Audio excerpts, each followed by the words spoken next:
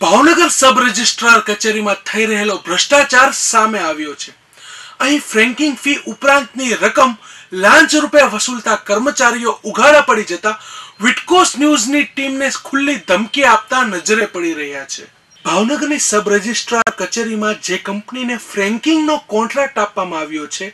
તે કંપનીના મળતિયાઓ લોકો પાસેથી 100 થી 150 રૂપિયા વધારાના ચાર્જ તરીકે ઉઘરાવવાની વાત સામે આવતા વિટકોસ ન્યૂઝની ટીમ સબ રજિસ્ટ્રાર કચેરીએ પહોંચી હતી અને ફ્રેન્કિંગ માટેનો વધારાનો ચાર્જ વસૂલવા બાબતે કર્મચારીને પૂછતા થાય એ ઉખાડી લેજો જેવી ખુલ્લી ધમકી ઉચ્ચારવામાં આવી। જો પત્રકાર સાથે આવી ભાષામાં કર્મચારી વાત કરે તો સાધારણ વ્યક્તિ સાથે કેવો વ્યવહાર થતો હશે તે વિચારવાનું રહ્યું। ખરેખર ફ્રેન્કિંગ માટે કોઈ પણ જાતનો વધારાનો ચાર્જ ઉઘરાવવાની સત્તા આ કોન્ટ્રાક્ટ બેઝ કંપની પાસે નથી, છતાં પણ સાધારણ નાગરિક પાસેથી આ રીતે 100 થી 150 રૂપિયા વધુ લઈ ઉઘાડી લૂંટ ચલાવવામાં આવી રહી છે। જો કે આ મામલો ગરમાતા વધારાના લીધેલા 100 રૂપિયા કર્મચારીએ પાછા આપવાની ફરજ પડી હતી।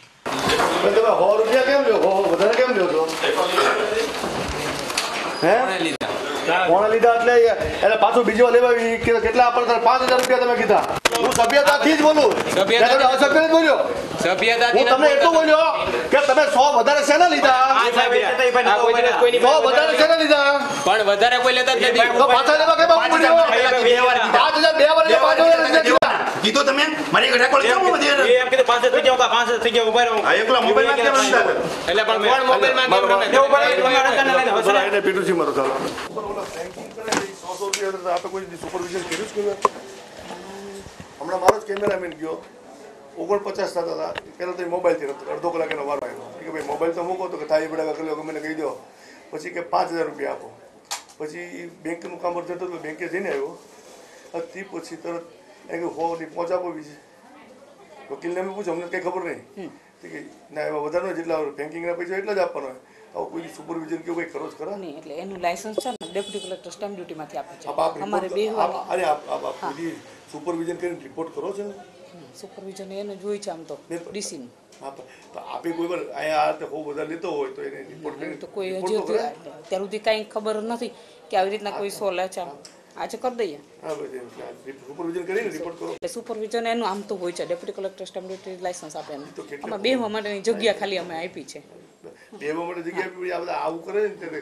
આ આધાર કાર્ડ વાળા બધા ઉઘાડી લૂંટ જ કરે છે તો કે પકડાઈ જાય અમે પકડી જ લીધી હું તો સીધી ટ્રેપ જ કરું જવાનું નથી તો છતાંય આવું થાય ત્યારે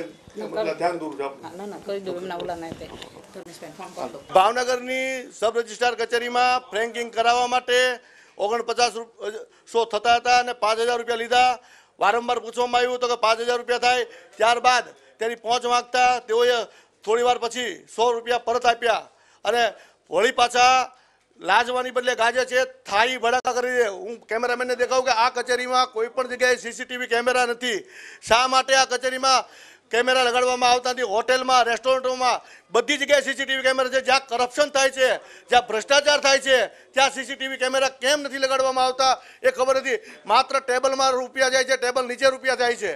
કેમેરામેન નાનું ચુડાસમા સાથે પ્રદીપ શુક્લા, વિટકોસ ન્યૂઝ, ભાવનગર।